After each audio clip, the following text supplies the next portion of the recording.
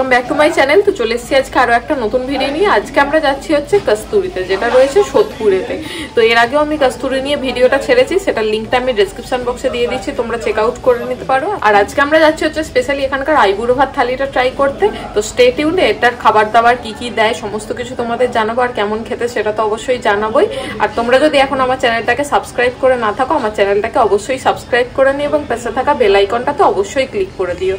এর আগে কস্তুরির যে আউটলেটটাতে গিয়েছিলাম সেটা ছিল হচ্ছে কলকাতা, আর এবারে আমরা যে আউটলেটটাতে গিয়েছিলাম সেই আউটলেটটা রয়েছে হচ্ছে সোদপুরে। তো আমরা কোন্নগর বাটা ফেরিঘাট থেকে গঙ্গা পার হয়ে পানিহাটি ফেরিঘাটে গিয়েছিলাম, তারপর সেখান থেকে টোটো করে 5 মিনিটের রাস্তা। এছাড়াও আমার একটা সেকেন্ড চ্যানেল আছে লাইফস্টাইল ব্লগিং নিয়ে, সেটা নিয়ে ইন্টারেস্টেড হতে গেলে সেই চ্যানেলটাকে সাবস্ক্রাইব করে নিতে পারো। তোমরা চাইলে আমাকে আমার ফেসবুক এবং ইনস্টাগ্রামেতেও ফলো করে নিতে পারো, সমস্ত লিঙ্ক আমি ডেসক্রিপশন বক্সে দিয়ে দিয়েছি। টোটো করে যেখানটায় নামাবে সেটা হচ্ছে পানিহাটি মিউনিসিপ্যালিটি। তো সেখান থেকে আরও 2-3 মিনিট হেঁটে তোমাদের এই রেস্টুরেন্টটায় আসতে হবে। আর তোমরা যদি টোটোকে বলো যে পৌঁছে দিতে, টোটোতে কিন্তু বেশি ভাড়া নেবে, মানে পানিহাটি মিউনিসিপ্যালিটি পর্যন্ত টোটোতে কিন্তু 10 টাকা ভাড়া, আর এইটুকু 2-3 মিনিটের রাস্তা আসার জন্য ওনারা 20 টাকা বলছেন। তার জন্য আমরা টোটো করে আসিনি, আমরা হেঁটেই চলে এসেছি। বেশি রাস্তা নয়, খুব বড় জোর 400 থেকে 450 মিটার হবে। আর তোমরা যদি বাই রোড আসতে চাও তাহলে তোমাদের দক্ষিণেশ্বর ডানকুনি রুট হয়ে আসতে হবে। আর এই রেস্টুরেন্টটার ওপেনিং টাইমিং হচ্ছে সকাল 11টা থেকে রাত্রির 11টা পর্যন্ত। আর এখানকার অ্যাম্বিয়েন্স নিয়ে নতুন করে তো কিছু বলবার নেই, অ্যাম্বিয়েন্স কিন্তু অ্যাজ অলওয়েজ অসাধারণই ছিল। তো এবার আসা যাক খাওয়া দাওয়ার ব্যাপারে। কস্তুরিতে 2 রকমের আইবুড়ো ভাত থালি পাবে, একটার প্রাইস হচ্ছে 899, একটা হচ্ছে 1099। এই দুটো থালিই কিন্তু তোমাদের 24 ঘন্টা আগে বুকিং করতে হবে। তো আমরা যখন বুকিং করবার জন্য ফোন করি তখন জানতে পারি যে 899-এর থালিটা নাকি এই আউটলেটে অ্যাভেলেবেল নেই, অন্য আউটলেটে অ্যাভেলেবেল আছে কি সেটা আমি জানি না। তো আমরা 1099-এর থালিটাই বুক করেছিলাম। আর অ্যাডভান্স বুকিং করলে তোমাদের থালির প্রাইসের 50% পে করে তবে অ্যাডভান্স বুকিংটা করতে হবে। এই থালিটা কিন্তু সোম থেকে শুক্র দুপুর 12টা থেকে অ্যাভেলেবেল রয়েছে। তবে তোমরা যদি শনি রবিবার যেতে চাও, এটার টাইমিং হচ্ছে সন্ধ্যে 7টা থেকে রাত্রির 10টা পর্যন্ত, মানে শনি রবিবারের জন্য অনলি এই টাইমটাতেই ওনারা এই থালিটা সার্ভ করেন। আর ফুল মেনুর ভিডিও তো আমি দিয়েই দিয়েছি, তোমরা বাকি থালি অথবা আলাকাটার মেনুর প্রাইসিংগুলোও চেক আউট করে নিতে পারো। তবে এখানকার সার্ভিসটা আমার একটু ডাউন লেগেছে, কারণ আমরা যেহেতু দূর থেকে যাচ্ছি আর আমাদের শনিবারটাই ফাঁকা ছিল, তো শনিবারটাই আমরা গিয়েছিলাম। তো 7টার থালিটা আমরা ওনাদেরকে রিকোয়েস্ট করেছিলাম যাতে একটু 6:30টার টাইমটাতে দিয়ে দেয়, তাহলে আমাদের জন্য সুবিধা হয়। কিন্তু যিনি আমাদের বুকিংটা নিয়েছিলেন তার ফ্যামিলি এমার্জেন্সির কারণে ছুটি ছিল সেই দিন, তো তিনি ইনফর্ম করে যেতে ভুলে গেছেন। তার জন্য আমাদের আধ ঘন্টা 40 মিনিট আরও ওয়েট করতে হলো। ওনারা সেই আমাদের 7টার সময়তেই থালিটা সার্ভ করলেন। তো যাই হোক, খাবার দাবার ভালো হলে এই ওয়েটিংয়ের টাইমটা কিছু মনে হয় না। তো আমরা নিয়েছিলাম 1099-এর থালিটা, আর এই থালিটা কিন্তু শেয়ারেবেল ছিল। তো এই থালির মধ্যে ছিল লুচি 2 পিস, ঢাকাই আলুর দম 2 piece, diamond fish fry 1 piece, কাসন্দি, বাসমতি রাইস আর বাসমতি পোলাও, ঘি, 5 রকমের ভাজা, মাছের মাথা দিয়ে সোনামুগ ডাল, গোটা রুই মাছের মাথা, স্মল ভেটকি পাতুরি 1 পিস, জাম্বো প্রন মালাইকারি 1 পিস, মাটন কষা 2 পিস, চাটনি, পাঁপড়, রসগোল্লা আর মিষ্টি দই। আর তার পাশাপাশি ছিল এরকম সুন্দর করে সাজানো একটা বরণ ডালা। তারপর বরণ পর্ব শুরু হলো, আর এই আইবুড়ো ভাতটা ছিল আমার বেস্ট ফ্রেন্ডের তরফ থেকে।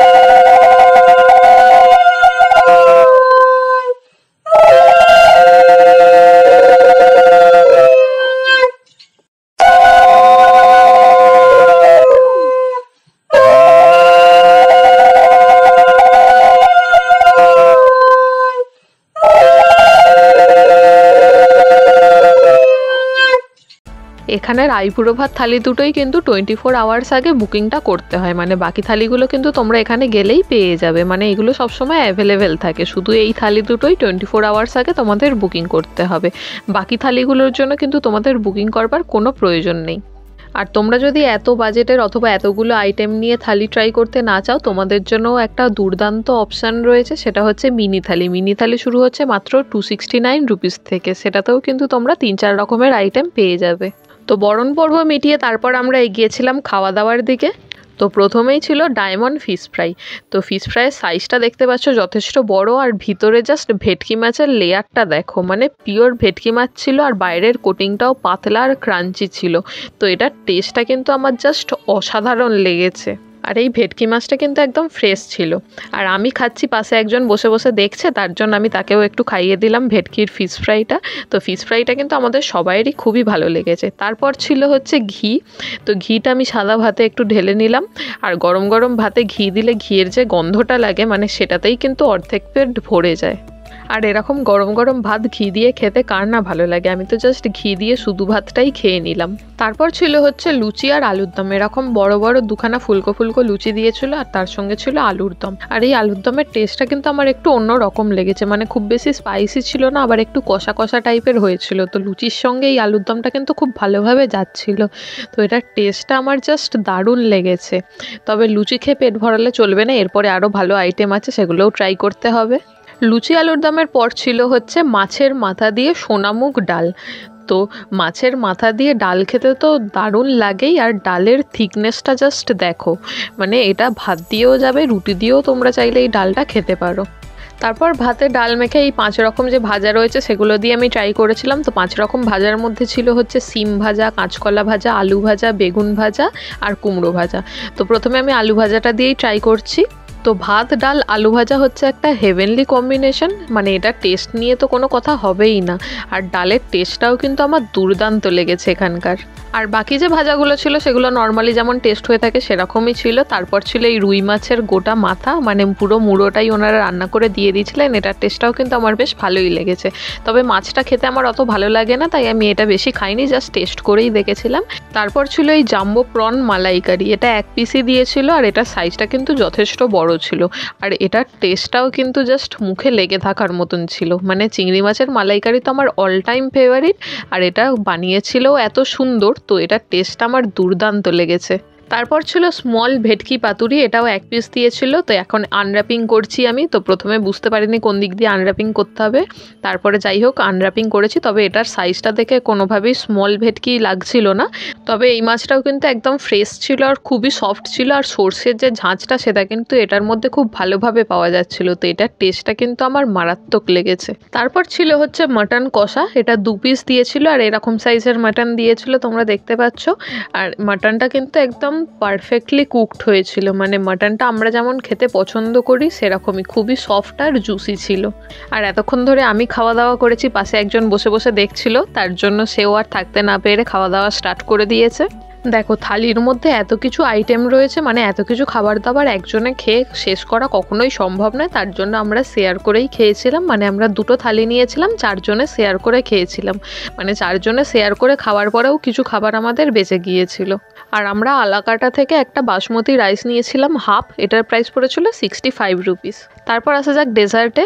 ডেজার্টের মধ্যে প্রথমেই ছিল চাটনি আর পাঁপড়। পাঁপড়টাও কিন্তু 3-4 পিস পাঁপড় দিয়ে গিয়েছিল, আর চাটনিটার টেস্টটাও কিন্তু দারুণ ছিল, আর পাঁপড়টাও খুব ক্রিস্পি ছিল।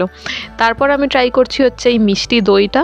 তো মিষ্টি দইয়ের টেস্টটা কিন্তু দারুণ ছিল, মানে খুব বেশি মিষ্টি ছিল না, একটু টক মিষ্টি দইটা ছিল। তো এটার টেস্টটাও কিন্তু আমার দারুণ লেগেছে। আর সবশেষে ছিল হচ্ছে নলেন গুড়ের রসগোল্লা। তো রসগোল্লা তো আমার অল টাইম ফেভারিট, আশা করছি এটা তোমাদেরও খুবই পছন্দের একটা জিনিস। তো রসগোল্লার টেস্টটাও কিন্তু দারুণ ছিল, মানে খুবই সফট ছিল। তারপর এত কিছু খাবার দাবার খেয়ে হজম করবার জন্য সবশেষে আমরা নিয়েছিলাম মশলা সিকাঞ্জি। এটার প্রাইস পড়েছিল 110 রুপিস করে, মানে পার গ্লাস 110 রুপিস ছিল। আর এটার টেস্টটাও কিন্তু বেশ ভালো ছিল। আর মশলা সিকাঞ্জিতে যেহেতু জলজিরাটা ইউজ করা হয়, তো এটা হজমের জন্য কিন্তু খুবই ভালো একটা জিনিস। মানে এত কিছু খাবার দাবার খেয়ে যে পেট খারাপ করেনি, সেটা কিন্তু এই মশলা সিকাঞ্জিটার জন্যই। তো সবশেষে আমি একটা কথাই বলবো, এখানকার সার্ভিসটা একটু ডাউন হলেও এখানকার খাবার দাবারের কোয়ালিটিতে কিন্তু ওনারা কোনো কম্প্রোমাইজ করেন না। মানে সমস্ত খাবার দাবারের টেস্টই কিন্তু আমার অসাধারণ লেগেছে, মানে জাস্ট কোনো কথা হবে না। তো আমি বলবো তোমরা এখানে গিয়ে এরকম দুর্দান্ত ভিউ এনজয় করতে করতে এখানকার খাবার দাবারটা ট্রাই করে এসো, তোমাদের খুবই ভালো লাগবে এখানকার খাবার দাবার। তো তোমরা যদি এই আউটলেটটাতে যেতে চাও, লোকেশনটা আমি ডিসক্রিপশন বক্সে দিয়ে দিয়েছি, তোমরা চেক আউট করে নিও। তো আজকের ভিডিওটা তাহলে এখানেই শেষ করছি। ভিডিওটা ভালো লেগে থাকলে ভিডিওটাকে লাইক করো, কমেন্ট করো, আর প্রচুর পরিমাণে শেয়ার করে দিও। তো দেখা হচ্ছে পরের ভিডিওতে, ততদিন পর্যন্ত stay safe and healthy. Tata.